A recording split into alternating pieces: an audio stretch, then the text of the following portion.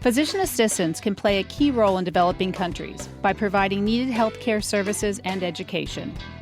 Welcome to the Clinicians Roundtable. I'm PA Lisa Dandrea Lenell, your host, and with me today is Dr. Donald Pedersen, a professor at the University of Utah School of Medicine, Physician Assistant Program, and past president of the Association of Physician Assistant Programs, to discuss the opportunities for international volunteerism for physician assistants. Hi, Dr. Pedersen. Welcome to ReachMD. Hi, Lisa. Nice to be with you. Dr. Pedersen, what are the benefits of participating in an international volunteerism program? Well, certainly you have to look at activities that build capacity in a country and offer some sort of sustainable, ongoing activity for benefiting those in the country that the person might find themselves in. Are there program opportunities specifically for physician assistants seeking an international experience? With regards to formalized activities for physician assistants, the Physician Assistant Education Association has the International Affairs Committee, and they've been looking at developing guidelines. They do a survey every year and maintain a database of activities for students and for professionals. And the Physician Assistants for Global Health is a specialty group of the American Academy of Physician Assistants, and they likewise are looking into international practice opportunities for physician assistants. With regards to volunteerism, there is something that we're working on as part of the Physician Assistant Foundation, and it's a concept that I've called Global Partners, with a capital PA in the partner, if you will. And so the tagline is Physician Assistants Meeting Global Health Needs Through Education and Clinical Care. And so the partnership is actually partnering with multinational corporations who more and more are understanding that they have a social responsibility in the countries where they operate. And who better than PAs, with 80,000 of us now spread across all disciplines, and a subset of those PAs very interested in giving back, in volunteering, in giving their time and their talents to help people in other countries or here domestically. And so the idea is to use the financial resources of the multinational corporations with the human resource that exists across the physician assistant profession to meet identified needs in those countries. So I'll take the example of Chevron. We had very good success with Chevron a dozen years ago, utilizing the talents that PA students had. Often we would have a respiratory therapist with 15 years of experience come to PA school, or nurses, or paramedics, or pharmacists. You name it, we have it in the profession as students. We convinced Chevron at that time that they should underwrite the travel to bring a PA student that has a wealth of experience from a prior role. So while they're there learning tropical medicine and giving back, they can also teach. And so that was a really neat paradigm that now we've applied to graduate PAs. And so we've had some really fruitful dialogue with Chevron as a starting point to develop the Global Partners concept. And so they have given us some seed money to start this, and we're doing a domestic program in the Houston area. So it's a partnership between the PA Foundation, the PA profession, and a multinational corporation that wants to help in the areas where they operate. So Global Partners is not international yet for PA opportunities, but is domestic currently? It's domestic currently with a pilot program, but we have, as recently as just last week, very productive dialogue about launching the international portion of Global Partners. And what international opportunities do you hope to provide with Global Partners? That's the unique part of this. It's not us dreaming something up to sell to a country, trying to anticipate what the needs are.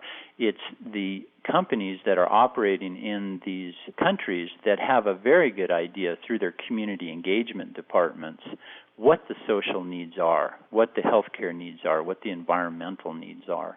And that's kind of the triple bottom line these days with multinational corporations. It's the environment, it's the healthcare, and it's the social responsibility. And so they will come to us, at least the model that we've put together, they will come to us with a need. And for example, sterile technique needs to be taught to village birth attendants to have better outcomes. So we can mobilize our PA PAs that have signed up to be part of Global Partners then to give the 2 weeks, to give the 4 weeks of their time and talent with the underwriting of a company like Chevron to provide the travel and the room and board and the logistics for the classes and what have you. So I see it more as providing education, truly building capacity, as opposed to the provision of health care, although it doesn't preclude the provision of health care as well, if that indeed is a need. Can we talk about some of the practice issues for PAs who are volunteering in these international settings? Does a PA need a supervising physician to practice while they're volunteering in another country? Yes, just because we leave the borders of the U.S. doesn't mean that the model changes somehow. We are under this dependent umbrella, if you will. We practice as a team with our supervising physician, and the guidelines that were developed by the International Affairs Committee of the Physician Assistant Education Association makes that really very clear. That team concept should not be eroded.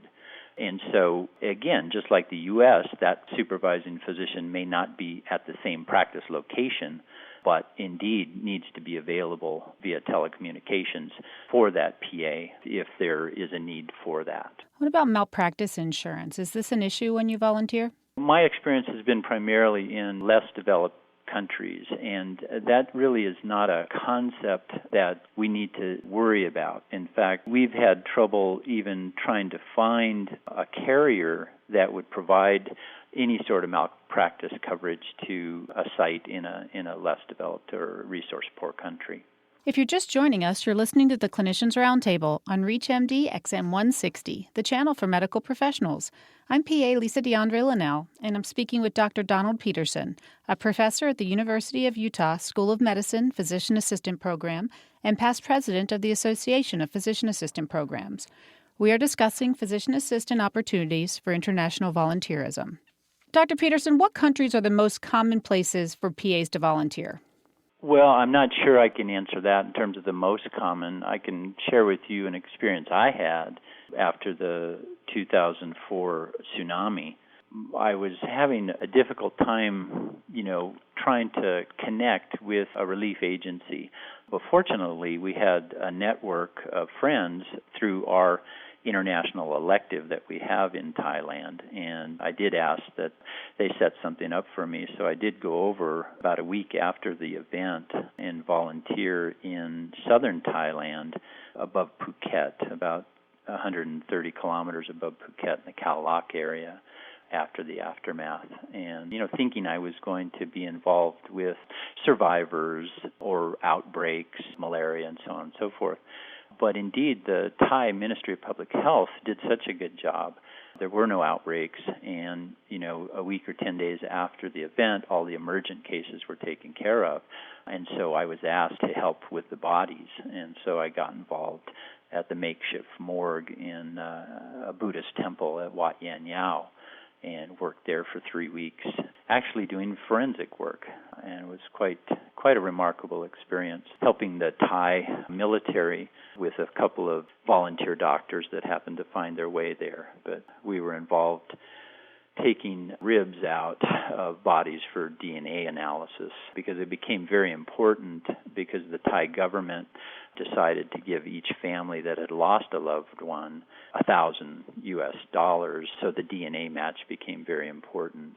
And so that's where I found myself, kind of happenstance. But there, helping in any way I could and not thinking I had the best idea of how I could help or how I should help, but to be involved in an effort that was so needed at that time.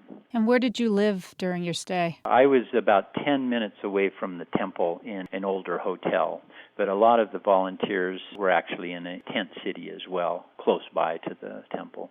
And were there communication barriers? We had Thai and U.S. interpreters there that would help us, but once you knew the job, it went pretty smoothly. We would get truckloads of 40 and 50 bodies at a time. They would be laid out, and then the body bags would be opened up and we would do our job, that was to take a rib for DNA analysis, and the other teams would do their job, the dental team and the team that did identification, meaning photographs and so forth and so on, which was quite disturbing, if you will, with bodies 2, 3, and 4 weeks old. And, one of the reasons I went is our family lost a very dear friend of ours, a young girl who was 15 years old who was vacationing there with her family. I just happened to catch one of the CNN news shows when the father was an emergency room physician, saw his daughter's picture on the body board. And those were the pictures we were, taking of the victims, if you will. In your experience, do other countries understand the role of a physician assistant? I think it sometimes is difficult, certainly because of the language barrier. But what I found rewarding is having the students involved, and they can then see how PAs work and are able to see what the benefits are. And what's very rewarding for me as well is to find those PA-like providers, or those PA analogs, if you will. As I mentioned, the health extension officers in Papua New Guinea, the registered clinical officers in East Africa, the MAs in West Africa, and so forth, to see that we have these individuals that are so much like us. And then the idea of exchanges, the ideas of learning from each other and helping each other, to me is quite remarkable. Interestingly, with the globalization of the profession, there is a new federation that has been developed, the Federation of International Physician Assistant Educators.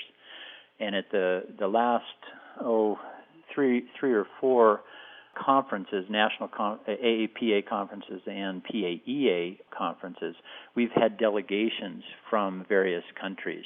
Again, the MAs, the registered clinical officers, and so forth, and then the representatives from physician assistant programs that are developing as physician assistant programs in other countries.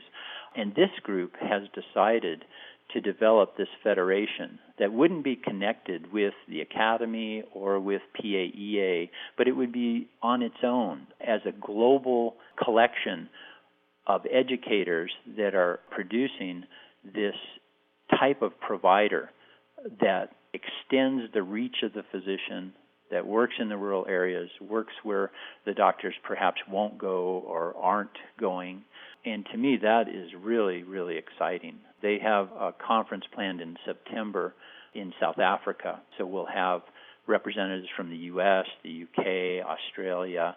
But my hope is we'll also get to the table those similar providers from resource-poor countries that may not have the wherewithal or the ability to fund those trips. And that's another, I think, role of the Global Partners Program, is to have multinational corporations help in this regard to make sure we get these folks to the table as well. Let's talk about funding for a second. I know many PAs who have tried to volunteer or look into it, and there are time commitments that are out of reach for many people and expenses that are out of reach for many people. How do you go about finding experience now that fits within your time frame and something that's affordable for you, or getting funding or a grant for your travels? Yeah, I mean, that is difficult. I think the Physician Assistant Education Association could give some direction there, as well as the Academy. The PA Foundation, we have a global outreach program that was started in 2005, and to date we've funded about 25 outreach projects. So these are projects or programs that involve either practicing PAs or PA students in other countries, with the proviso that the program or project needs to be sustainable and needs to help build capacity in the country. So part of an ongoing program linking with an NGO that might be operational in the country of interest. But these 25 grant awards average about $8,000, have been in, I think, about 23 different countries. So sometimes they're student activities, sometimes they're graduate programs, quite remarkable things that our colleagues are doing around the world. I would like to thank my guest, Dr. Donald Pedersen, for coming on the show. I'm PA Lisa Dandrea Lenell, and you've been listening to the Clinicians Roundtable on ReachMD XM160, the channel for medical professionals. Please visit our website at reachmd.com, which features our entire library through on-demand podcasts. And thanks for listening.